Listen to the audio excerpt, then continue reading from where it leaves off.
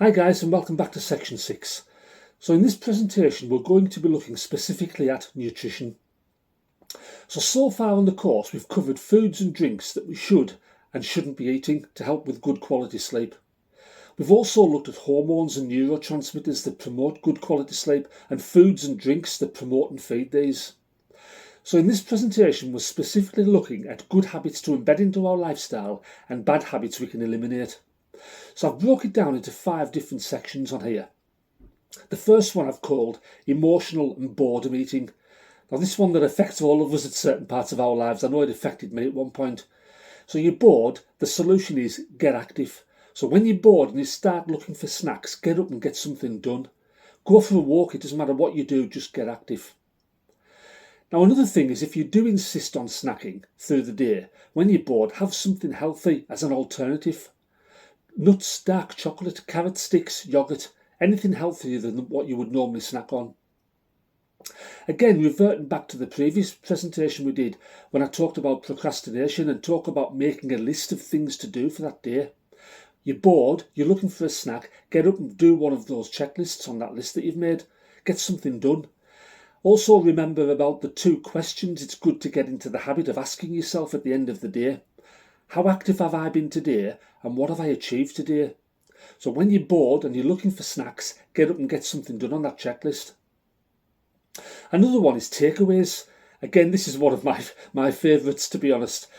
When you think about ordering a takeaway, you always order more than you need and you always eat more than you need. It's human nature. You literally stuff your face. So it's a bad habit to get out of. So a really good alternative is to have some ones you've made yourself, ready-made meals yourself, healthier alternatives. And you can include all your old favourites, Indians, pizzas. There isn't really any excuse. Another one I've entitled Fast Food and Eating on the Run.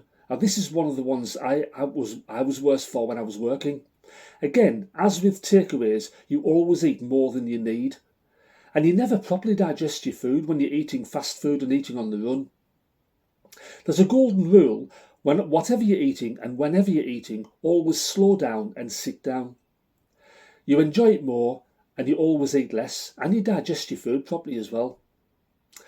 Another one, mindless eating. I've called this mindless eating. I'm talking here about eating out of large bags and bowls. So if you sit down in front of the TV with a family-sized bag of crisps, you're going to eat them all or you're going to try. They're very moreish. The solution here is very, very simple.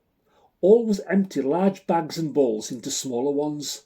You never eat as much and you enjoy it more. Think about supermarket shopping. It's always easier at the supermarket to buy a bigger bag or a bigger bowl of food and it's cheaper. But that isn't a problem as long as when you get back home you empty those out into smaller ones. Lastly, I've looked at night snacking. Now a colleague of mine, a friend of mine, this was his solution. He had his evening meal and he classed the kitchen then as closed. So he got into the habit of the kitchen was done, that was finished, his evening meal was done. I can't go to the kitchen now, it's closed. Then what he did was he cleaned his teeth. So he had his evening meal and he cleaned his teeth. His mindset and his body got ready for sleep, then ready for bed. And that's the mindset he got himself into after his last meal of the day. So there's some good examples there of how you can change bad habits into good ones. However, the ultimate nutritional bad habit is sugar. I'm going to keep coming back to this one. This is the holy grail. Wage war on sugar. Wean yourself off it as much as you can. You'll be amazed at how better you feel.